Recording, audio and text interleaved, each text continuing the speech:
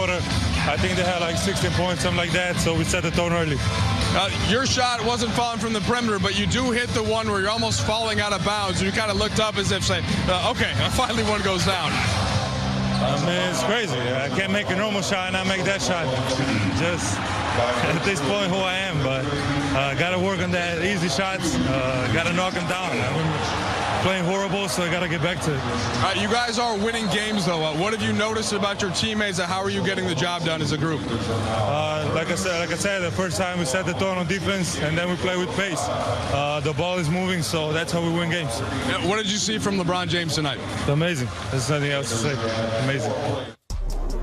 Luka gives the Lakers another player that can pass and rebound at a high clip. Now, since the calendar turned to February, the Lakers have had multiple players record 5 rebounds and assists in 6 of 11 games. So that includes Doncic, LeBron, and Austin Reeves on Thursday. That happened in 37% in their games prior to the trade. All right, let's say hello to my guy, Kendrick Perkins, who's joining us from his humble abode. And Perk, I want to hit you on 2 teams that made big moves for big-name stars ahead of the deadline, talking about the Lakers with Luka and then the Warriors with Jimmy Butler. Now, first with the Lakers. Now, once he was traded, all the talk was how Luka and LeBron were going to mesh offensively. At this point, how smooth has that transition been in your estimation? Oh, it's been easy work. And look, when you have 2 high IQ guys like that, they're gonna make it happen, right? LeBron James, he don't get enough credit for what he could do off the ball. He's shooting the tray ball at a high clip when he wants to. He's one of the best screeners in the league. He's one of the best rollers in the league. And they're playing with pace, the kick ahead, and it helps to have a guy like Austin Reeves on the perimeter as well, a guy that could create for himself and be a spacer, but they're getting it done defensively. I mean, since January, they've been the #1 defensive team in the league, and they've been paying close attention to detail. Yes, they got some healthy bodies back. Yes, Finney Smith helps, but again, they are allowing teams to shoot the 3 ball because they don't believe that a lot of teams around the league can make threes at a high clip, and it's working out for them. Perk, I'm not sure what specific vintage you were enjoying while enjoying these games tonight, but we were witness to another vintage Steph Curry performance on Thursday. What stuck out to you about his performance? What impressed you the most? Well, I'll tell you what, that light-skinned brother with the green eyes is something else.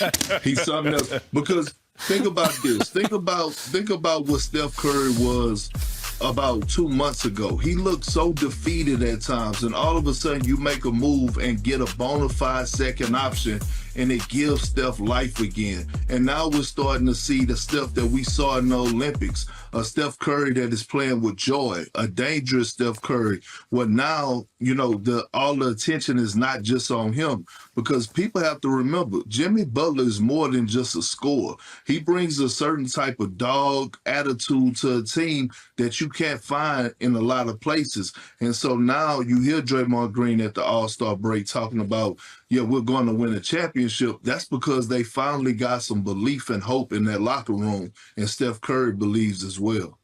The Warriors 7-2 since acquiring Jimmy Butler. The Lakers 8-2 with Luka Doncic.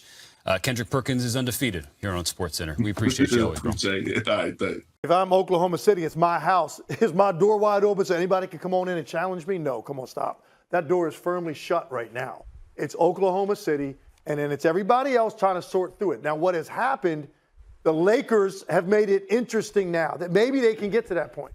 Maybe Denver can get to that point, but that was kind of a cold water on that a little bit on Saturday night. Mm-hmm. They were playing great, and then they got completely shut down. So that was a little bit interesting to me. I don't know that anybody views Houston and Memphis as being on OKC's level. Mm-hmm. The Lakers are probably now the most interesting team to talk about in trying to close the gap with Oklahoma City. But I'm not going to sit there and act like what I just watched for the last basically 60 games is not that Oklahoma City is the best team that I have seen all year. They don't have a weakness. They've got the best team defense in the league this year, without question. And they've also got more than enough firepower offensively, and they're deep. And they haven't really even been full strength very long. So for me, it's Oklahoma City still is in a different place than everybody else. let's watch what the Lakers are about to do over the next few weeks. The games that stand out to me, Shannon, you probably know this already. I bet you got these circled. March 8th, Lakers at Boston. I want to see that one. And then April 4th, 6th, and 8th, Lakers play OKC back-to-back on the 4th and the 6th. And then on the 8th, they got, Dallas. That's the Dallas game. I just circled down because I know you probably know that one. So it's really those other three. That's the real measuring stick. That's going to. Go ahead, Shannon. Okay, if you say they're in the house and the door is closed, it's unlocked. We gonna walk in. I'm gonna put it to you like this here. I'm gonna put it to you like this here, Legs. OKC, KFC, UFC, Lakers in 5. With Luka playing like that, we got go James. It don't matter. It don't matter. LeBron James, Luka Doncic. Did you just say Lakers in 5? Yeah, he's speaking like a fan now. You better get drug tested. Something wrong with you. Yeah. Something wrong with you. Lakers in 5. Stop that nonsense. Okay, that's ridiculous. I will say it one more time, Stephen A. Stephen A, one more time. Stephen, I want you to listen close. I want you to listen to Legs. OKC, KFC, UFC, Lakers in 5. Man, crazy. He's going to have a T-shirt on that says that. He's getting a T-shirt. Stop that nonsense. Here's what I would say to you, though. Here's what I say to you, Legs. Legs, I get what you're saying. Oklahoma City's number 1. I got that. I'm not going to say the door is shut. I think the Lakers got a chance. We can't dismiss Denver. But talking about the Lakers, I want to put Dallas in the mix. Stay with me, Shay, on this. The Lakers for obvious reasons, because if Luka gets loose, like he did the other night, and that Luka shows up. It's the reason why J.J. Redick said, welcome back. It's good to see you, because in other words, that was the first game we saw Luka be Luka in a Lakers uniform. We get that part. And if you look at the versatility that the Lakers have been exercising, okay, the size that they have, not on your front line, but everywhere else, with the ability to get out on shooters. That makes the Lakers very interesting defensively, and we know what they can do offensively. So if they can do anything defensively, they could be problematic, right? Even for somebody like an OKC.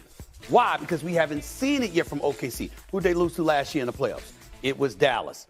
Here's why I bring up Dallas now. They're shelling themselves without Gafford and Anthony Davis. We know that, right? But if them brothers come back, which they're expected to, here's where it gets interesting for me. As Luka explodes, that puts more pressure on Anthony Davis. I don't believe that Anthony Davis has been under more pressure when he's on the basketball court in his career than he will be. Game of the season, but you had 33, 17, and 6 assists. How'd you push through, kind of lead the team to a win on a night where some missed free throws and a lot of fouls, that type of thing? Yeah, we know we could have been a lot better offensively, but you know we've been hanging our hat on our defense under the defensive end, and you know when you don't shoot the ball well, you got to be able to get stops. And they made a run. They're a really good team. We saw what they did a couple nights ago against OKC when they was down big, and those young guys came in, sparked them, gave them good energy. So you know they cut it down to 3, I believe, at one point, but we was able to execute after that, get some timely stops, and was able to come on with the win. How much of a factor for your team when Anthony was ejected from the game? I mean, our game plan didn't change. Obviously, Ant-Man is an incredible player. He keeps the defense, you know, guessing, you know, and trying to figure out how we can, you know, stop him. But we also got to maintain all the other guys on the floor too. So, you know, obviously that's a big piece for their team. They're already kind of a little bit shorthanded, but I thought we did a good job of handling it. How's your hamstring, and is there any chance it could affect your availability tomorrow against the Clippers? I'm good. We'll see how I feel when I get up. But as far as the hamstring, I'm straight. LeBron, I think it was the first possession of the second half. You end up in the front row trying to close out a Naz Reid. That's sort of been this team's MO here over the last 20 games, plays like that. How sustainable do you think this is for you guys to play this hard every night? And is it just who you guys are at this point? No, it's who we are. They've got the best team defense in the league this year, without question. And they've also got more than enough firepower offensively, and they're deep. And they haven't really even been full strength very long. So for me, it's Oklahoma City still is in a different place than everybody else. Let's watch what the Lakers are about to do over the next few weeks. The games that stand out to me, Shannon, you probably know this already. I bet you got these circled. March 8th, Lakers at Boston. I want to see that one. And then April 4th, 6th, and 8th, Lakers play OKC back-to-back on the 4th and the 6th. And then on the 8th, they got, Dallas. That's the Dallas game. I just circled down because I know you probably know that one. So it's really those other three. That's the real measuring stick. That's going to.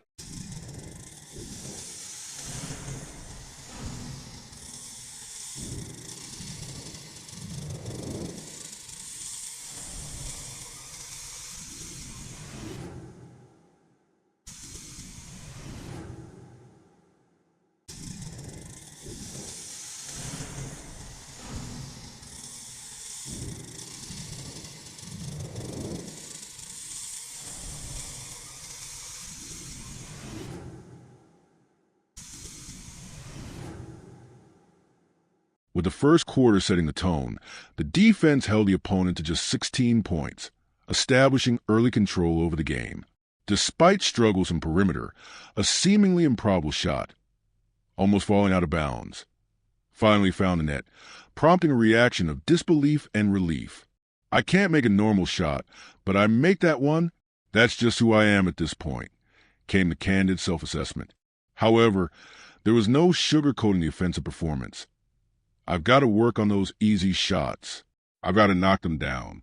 I play horribly, so I need to get back to it. Yet, despite personal struggles, the team is finding ways to win. The success formula? Defense and pace. We set the tone defensively and then push the pace. The ball is moving, and that's how we win games. That commitment was evident once again, particularly with LeBron James delivering a masterclass. Amazing. There's nothing else to say, just amazing. Luka Doncic's arrival has given the Lakers another elite playmaker and rebounder, enhancing their versatility. Since February began, the Lakers have had multiple players record at least 5 rebounds and 5 assists in over half of their games, a stark contrast to pre-trade numbers, where this occurred in just 37% of matchups. Thursday's performance saw Doncic, LeBron, and Austin Reeves all contribute significantly, underscoring the team's newfound balance. Meanwhile, Kendrick Perkins joined the discussion, addressing the 2 blockbuster trades that reshaped the Western Conference, the Lakers landing Luka Doncic and the Warriors acquiring Jimmy Butler. Initially, the conversation centered on how seamlessly Luka and LeBron would mesh. Perkins had no doubt. It's been easy work. When you have 2 high IQ guys like that, they'll figure it out. He highlighted LeBron's underrated off-ball skills. He doesn't get enough credit for what he does off the ball. He's shooting the 3 at a high clip when he wants to, and he's one of the best screeners and rollers in the league.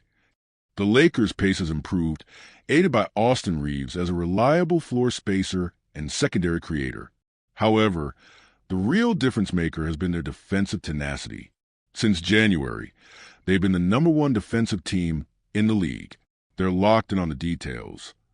Yes, injuries have played a role, but the additions of healthy bodies, including Dorian Finney-Smith, provided much-needed depth. Interestingly, the Lakers' defensive scheme allows opponents to take 3-pointers, banking on the belief that most teams can't hit them at a sustainable rate. And so far, the gamble is paying off, shifting the conversation to Golden State. Perkins marveled at another vintage Steph Curry performance. That light-skinned brother with the green eyes. He's something else. Just 2 months ago, Curry looked frustrated, even defeated at times. Then, the Warriors made their move, acquiring a bona fide second option in Jimmy Butler, reigniting Curry's fire. Now we're seeing the Steph that played in the Olympics, a Steph Curry playing with joy, a dangerous Steph Curry. Butler's impact extends beyond scoring. His presence injects a relentless mentality, a dog attitude that Golden State had been missing. The results speak for themselves. Since Butler's arrival, the Warriors have gone 7-2, while the Lakers, with Doncic, boast an 8-2 record. Both teams have reemerged as legitimate threats in the West. Despite these surges, Oklahoma City remains the team to beat. If I'm OKC, my house is locked. Nobody's walking in to challenge me. The Thunder have been the most consistent and complete team all season, boasting the best defense in the league ample offensive firepower, and remarkable depth. Even without being at full strength for much of the season, they have dominated. The Lakers are now the most intriguing team attempting to close the gap, but OKC has been a level above the competition. I'm not going to ignore what I've seen for the last 60 games. OKC is the best team I've watched all year. Yet, crucial matchups loom on the horizon. March 8th, Lakers versus Celtics in Boston. Then April 4th and 6th, back-to-back showdowns against OKC. Finally, April 8th against Dallas, a crucial test against Luka's former team. These games could serve as the ultimate measuring stick for how far the Lakers have come. As Shannon Sharpe interjected, if the door is closed, it's unlocked. We're walking in. The boldest claim of the night came next. Lakers in 5. The reaction? You need to be drug tested. The debate raged on, but the sentiment was clear. The Lakers have a chance, and Dallas deserves to be in the conversation as well. One factor that could shift the balance? Anthony Davis. With Doncic thriving, the pressure on Davis has never been greater. His ability to dominate defensively while maintaining offensive efficiency could determine how far the Lakers can go. His presence was felt even in a scrappy, grinded-out victory, where execution down the stretch proved vital. We could have been better offensively, but we're hanging our hat on defense. Davis said post-game, when you don't shoot well, you have to get stops. The game saw momentum swings, but the Lakers' ability to weather adversity and execute in key moments secured the win. Meanwhile, the health of key players remains a concern. LeBron, when asked about his hamstring, gave a typically stoic response. I'm good. We'll see how I feel when I wake up. The commitment to playing hard every night is evident, but sustainability is a lingering question. That's who we are, LeBron asserted. Over the past 20 games, the Lakers have embodied that relentless energy. But can they maintain it to the grind of a playoff run? As the postseason race intensifies, the Lakers, Warriors, and Mavericks are all making their push, but OKC stands firm at the top. The battle for Western Conference supremacy is heating up, and over the next few weeks, all eyes will be on these heavyweights as they jostle for position. The door may be unlocked, but whether anyone can walk in and dethrone the Thunder remains to be seen.